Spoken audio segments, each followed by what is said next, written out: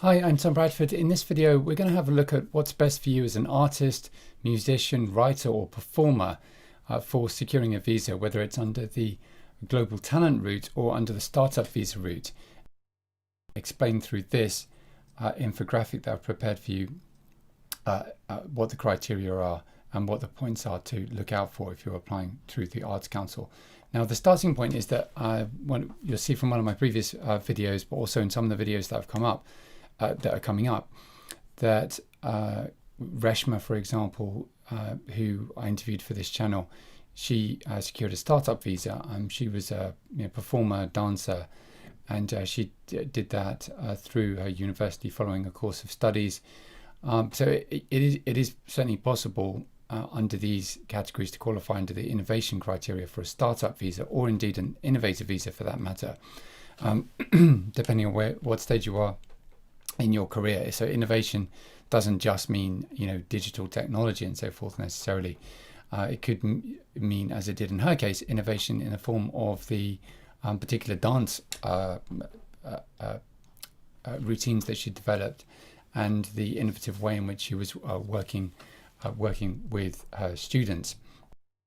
Now, the challenge with the Arts Council is that there's a number of hurdles. You may pass them, but in my view, it's more challenging generally than the startup visa in at least most cases. Now, what is the Global Talent Visa? Well, it's been open since 20th of February 2020. You're able to apply through the Arts Council as one of the bodies. I've done separate videos, of course, on the digital technology route, which is different, and on the route for science and STEM subjects, which again is different. But when we're in the field of arts, we're looking really at the combined arts, dance, literature, music, and theatre and visual arts. Those are the ones that fall within the Arts Council England, so that they would be endorsing for those matters. And then if you're in film, television, animation, post-production, or visual effects, then they delegate that or partner with the Producers Alliance for Film and Television. And if you're in fashion, if you're a fashion designer or architect, then you go through the British Fashion Council or REBA, respectively. And then the other endorsing bodies are listed here. I do have an example of an arts client of mine who qualified under the Innovator Visa and secured a visa that way. He could have equally applied probably for the Arts Council, but he's quite a famous musician in his field. But the Innovator Visa was a better. So I think that's another example of how you can apply both under these rules and under either the startup or innovative visa rules. Now, as for this diagram, there's an exceptional talent pathway and an exceptional promise pathway, but they all require you to meet the same core criteria, if I can put it that way, and then there's additional ones for exceptional talent. So you need to have provided evidence of being an experienced practitioner. We'll get into that. Then you need to meet either the exceptional talent or exceptional promise criteria, and then you must provide 3 letters of support, which have got to specify certain things. So let's just go to the first tranche of criteria that you've got to fulfill. So you must provide evidence of being an experienced practitioner. What does that mean? So it means this. It means, let me just zoom in. So this is a live stream, so thanks for bearing with me. If the applicant's field is within arts and culture, they must meet all of the following criteria. They must be professionally engaged. So you've got to be professionally engaged in producing a work of outstanding quality, which has been published, performed, presented, distributed, or exhibited internationally. Number 1. So it's got to be your work's got to be of outstanding quality. They must show regular activity of being engaged professionally as a practitioner in their field for at least 5 years. So again, for a startup visa, there is no such requirement. You don't have to have had a minimum amount of experience. And then you must show a substantial track record of more than one country if applying under the exceptional talent criteria, or a developing track record in one or more countries. So to contrast this with the startup and innovator criteria, for the startup visa, there's no minimum requirement like that, but for an innovator visa, it's for more experienced entrepreneurs. So there is a requirement for a track record to that extent for innovator, but not for startup visa. You just need a qualifying business idea. So that's the first element. You've got to provide that evidence of being an experienced practitioner. And then we come to the exceptional talent or exceptional promise criteria, and you'll fall under one or the other. Now they're both pretty onerous for most people. I'll just start with the exceptional talent. So you've got to provide at least two of the following. And the first one is 2 examples of significant international media recognition for your work in the field of arts, culture, online or in print. Significant media recognition must be for your own work as an individual. So that is perhaps not the most challenging one. But then when we come to option 2, proof of having won or made a significant or direct contribution to winning at least one international award for excellence. And again, for startup and innovator, there's no such requirements.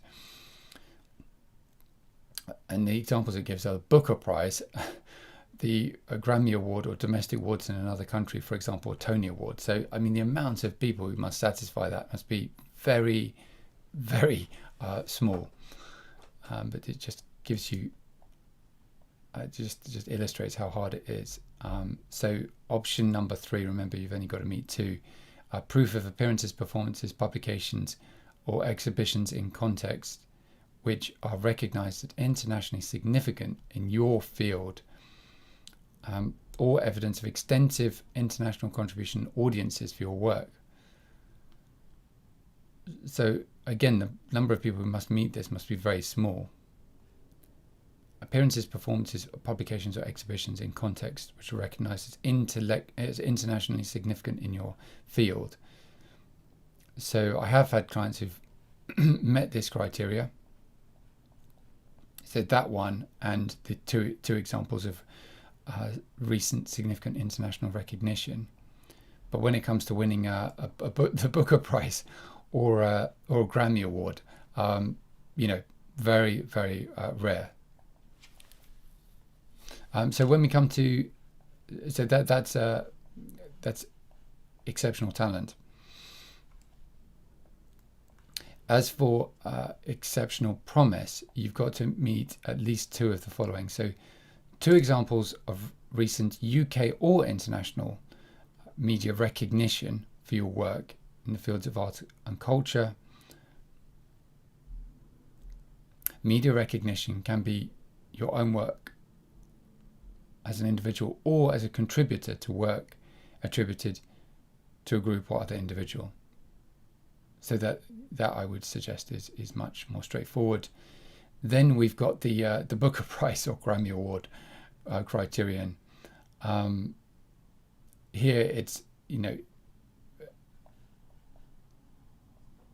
it's a very similar criteria to the equivalent for exceptional talent. So exceptional talent says you've won or made a significant direct contribution to winning. And for exceptional promise, it's won or you've been nominated or shortlisted for, or made a significant and direct contribution to it.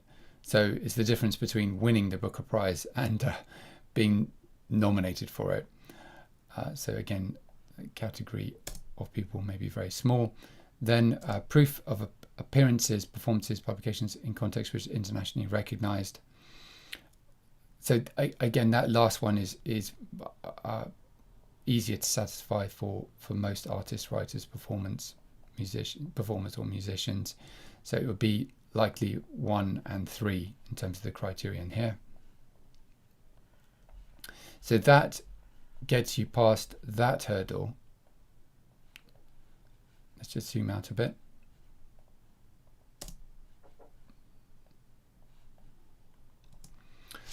So you've met the criteria for exceptional talent or exceptional promise, and then we go on to the 3 letters of endorsement. Now, I've dealt with this as part of eligibility, even though it's supporting documents, because they can be quite challenging to secure.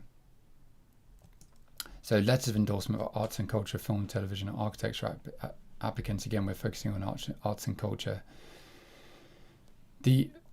So you've got to provide 3 letters of recommendation. The first letter must be from a UK-based organisation, institution, or company that's well established nationally and or internationally and widely acknowledged as possessing expertise in the applicant's specialist field.